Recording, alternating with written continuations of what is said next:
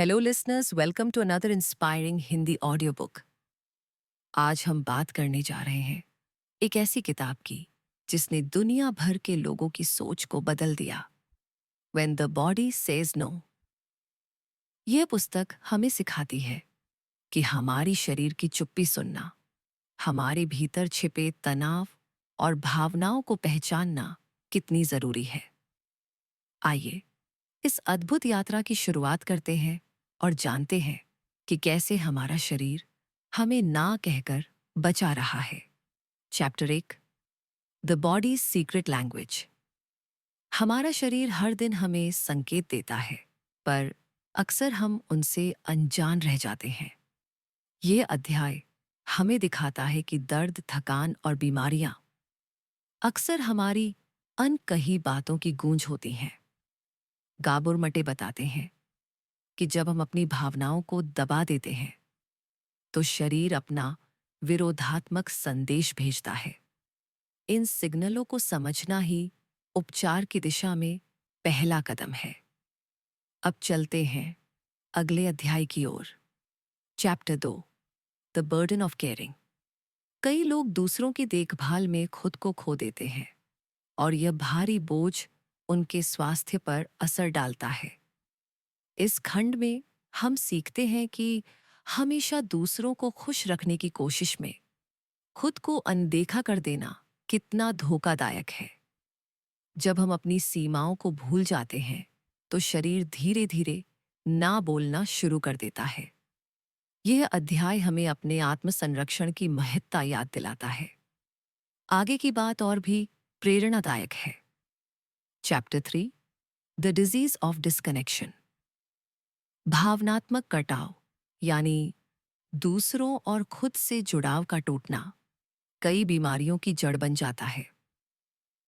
इस भाग में बताया गया है कि निरंतर तनाव और असत्यता हमारे इम्यून सिस्टम को कमजोर कर देती है। जब हम वास्तविकता से दूर होते हैं तो शरीर भी वही प्रतिक्रिया देता है। यह अध्याय हमें अपने भीतर की सच्चाई को अपनाने की सलाह देता है। चलिए जानते हैं आगे क्या सीख मिली। Chapter 4, the cost of stress. तनाव का शरीर पर दीर्घकालिक प्रभाव अत्यंत घातक हो सकता है। यहाँ हम समझते हैं कि लगातार तनाव कैसे हार्मोनल बदलाव लाता है और रोग प्रतिरोधक शक्ति को घटाता है।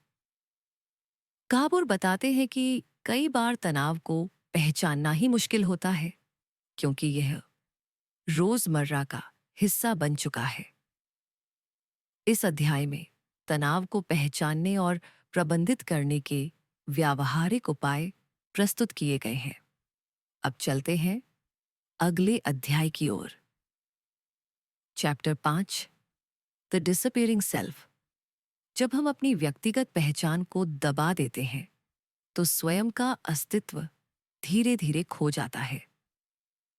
यह भाग हमारे आत्मसमर्पण और आत्मस्वीकार की कहानी है।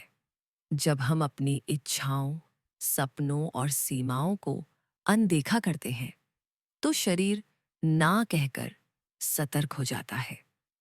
यहाँ बताया गया है कि आत्म साक्षात्कार कैसे हमारे स्वास्थ्य को पुनः स्थापित कर सकता है। आगे की बात और भी प्रेरणादायक है। Chapter 6, the healing power of connection. परस्पर जुड़ाव और सच्ची मानवीय संपर्क ही उपचार का मूल स्रोत है। इस अध्याय में दिखाया गया है कि कैसे खुली संवाद, सहानुभूति और प्रेम हमारे शरीर को पुनर्जीवित कर सकते हैं। काबुर बताते हैं कि सामाजिक समर्थन की कमी से कई रोगों की शुरुआत होती है। इसलिए हमसे जुड़ने वाले रिश्तों को पोषित करना आवश्यक है। अब चलते हैं अगले अध्याय की ओर। Chapter 7, the art of self compassion. स्वयं के प्रति दया और समझ ही अंत में सबसे बड़ा उपचार बनते हैं। यहाँ हम सीखते हैं कि खुद को दोषी ठहराने की बजाय प्रेम से देखना कितना परिवर्तनकारी है। यह अध्याय आत्म करुणा के व्यावहारिक अभ्यास जैसे माइंडफुलनेस और आत्म संवाद प्रस्तुत करता है। जब हम खुद को सच्चा साथ देते हैं तो शरीर स्वाभाविक रूप से स्वस्थ हो जाता है। चलिए जानते हैं आगे क्या सीख मिली। Chapter 8 returning to wholeness. अंत में पुस्तक हमें पूरी तरह से स्वस्थ होने की दिशा में मार्गदर्शन करती है। यह भाग बताता है कि सभी सीखे गए सिद्धांत सिग्नल सुनना, सीमाएं तय करना, जुड़ाव बनाना और स्वयं के साथ दया कैसे मिलकर जीवन को एक नया संतुलन प्रदान करते हैं। जब हम शरीर की आवाज को सम्मान देते हैं तो हम अपने जीवन को फिर से पूर्णता की ओर ले जाते हैं। यह अध्याय एक समापन है पर साथ ही नई शुरुआत भी।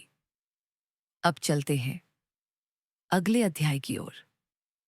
समाप्त समरी चैप्टर 1 में हमने यह सीखा कि शरीर निरंतर हमें संकेत भेजता है और उनका सम्मान करना आवश्यक है।